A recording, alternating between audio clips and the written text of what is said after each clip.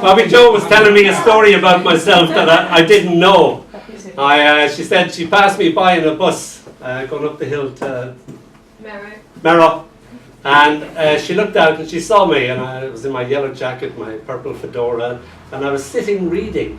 And the bus stopped, and all the bus went, and all the bus said, "What's he doing?" And she said, "Oh, never mind him, he's a poet." So I guess that's what poets do, stop buses. I was dyslexic, so it was great that people would tell me stuff, recite stuff. Lots of the stuff I know, I didn't ever have text of. The text was my father's voice, my sister's voice. So in my head, when I have this terrible pain, I hear, what do I hear? "There's strange things done in the midnight sun by the men who moil for gold.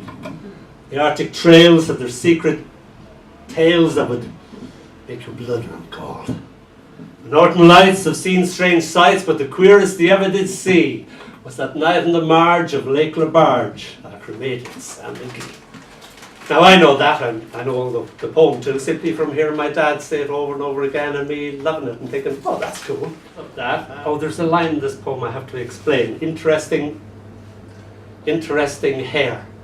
Now you might think that that's vanity, but I was at a birthday party in Wales for a lady called Margaret Shakespeare, and I don't know what people thought poets were like on the bus. Probably thought they were mad, bad, dangerous to know. And there was this lady at the other end of the room, and she successfully managed during the night to get nearer and nearer until she was actually sitting beside me. And I was the poet, and she was intrigued to know what a poet would be, what manner of man a poet would be, or what manner of monster. And after 5 minutes of talking with me, she said, "Oh, but you're ordinary. You only have interesting hair." Now I took that, you could take it as a put down, but I thought, hey, I'm just an ordinary guy. I'm glad I've convinced her that poets are ordinary guys. So that's where the line interesting hair comes. So this is called MOT. Anybody had to do an MOT recently? No. You did, yeah? My brother had to, and so this is how this goes. MOT. Took my body in for its MOT. It was getting a bit old in the tooth. "Sorry, mate, but you're going to have your wisdom extracted. It's doing your head in. And the mind, well, you're just going to have to change it. Know what I mean? I would if I were you. Glad I'm not. And I suppose it's come to your attention that your mojo isn't working. It's not getting enough oil for your coil to start something, isn't it? The only thing that seems to be working was the hair." Well, he was slow to have to admit it. It was interesting, but receding. I had to admit that recently my thoughts had gone a bit curly. Let me put it this way. If I was a vet, I would have to put you down. He chuckled at his own dumb joke. But lucky for you, I'm not. I'm a body mechanic is what? The same young, self-satisfied smirk of the very young. I could see him thinking like a cartoon bubble coming out of his head. How did he ever get so old? Now if you trade yourself in, I can give you a good deal in the reincarnation line, know what I mean? Take it or leave it, mate. Can't do better than that. I left it and left.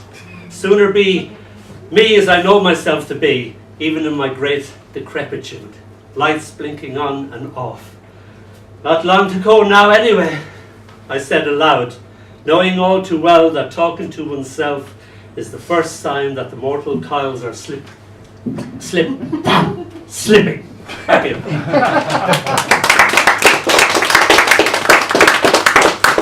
I was teaching my little one about Norse mythology. She was very interested in that clouds were once the brains of some big giant that his head bashed in, Ragnarok, the end of the world and everything like that. And the Stones were on the telly in the background going, no, it's only rock and roll, but I like it. Yes, I do. So this is called, no, it's only Ragnarok and roll, but I'll forget. The sun rolls across the floor, chased by an orange and black cat. Cornered like a mouse, the sun hides just out of reach under the chest of drawers. Uranus has made it all the way to the toilet door. Mars has landed in the half-eaten blancmange. Neptune No one knows where Neptune's gone. Venus floats in the undrunken wine. The earth hides in a flower pot. Mercury balanced just upon the edge of the table. The moon has risen in the child's hand. No, no, don't eat the moon. Told you that would happen. Stuck together for ages. It's terrible. The planetary mobile has somehow come apart. The planet's now mere child's play, or a coloured ball a cat could chase. After the planets fall to Earth, I pluck Pluto from its path, the only planet left intact. Pocket it, it's not the end of the world, I tell them all. Tea, anyone? And some nice biscuits? This is called Teaching Timothy to Read. She is teaching Timothy to read, even though she can't read herself. Tongue firmly in cheek, she traces the words with a tiny fingertip that knows the story. Off by heart, she could read it in the dark. She is pretend reading. She has my every nuance and pause by rote, making great efforts to teach Timothy, the puppy. But Timothy the puppy is more interested in the unthrown stick. Timothy the puppy thinks this reading lark is strictly for the humans. Once, she begins in a fairy tale-ish voice. Timothy the puppy barks in acknowledgement. Throw the stick, throw the stick. Timothy the puppy's mind thinks. Upon a time, a long, long time ago, Timothy the puppy looks adoringly at his little mistress with such an immensity of love and licks her finger as it travels over the words, the story's journey. Oh, you, she scolds. I'm not even paying attention. It's no good. I give up. She frowns at the unhappy creature, throwing the book away in a prissy, hissy fit.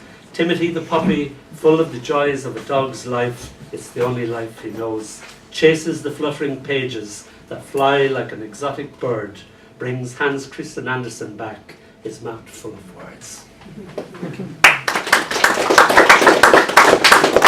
This is for my cousin Mary Frances when we were small. I used to go down to a summer holiday land in Cork called Ballet, an old farm dance like it was indeed a ballet. And this is called The Gate Swings Open. We hang from, admittedly upside down, now interlaced between, now balanced upon, the 5-bar gate, the river beyond calling our names. This the threshold between lane and field. We live only in the moment and so forever. Your dress falling over your face, stifling giggles, gales of laughter, shaking us from our perch like windfall apples. An ouch and an ow later, and we are back upon where we had fallen from. A constable, I could imagine, would have painted us thus in passing. Our 5-bar gate is much a part of us as our antics and laughter. Even in this overgrown now, I still smart from the sting of its nettles, still taste the tang of its baby strawberries at its gnarled wooden feet. The gate opens into a world that is gone, captured in my imagination by a constable blur of paint, showing 2 blurs that could be considered us, children at play. It hangs in my mind in the gallery of memory. The light slowly dying, only the laughter remains. The thrush's song threaded through the morning. Thank you. And finally, a poem for one Jeremy Lyons, that lover of Edward Thomas. Is there? Have we got a Jeremy Lyons in the house? Oh, there he is. Bring it on. This is called I Will Give You Back Yourself.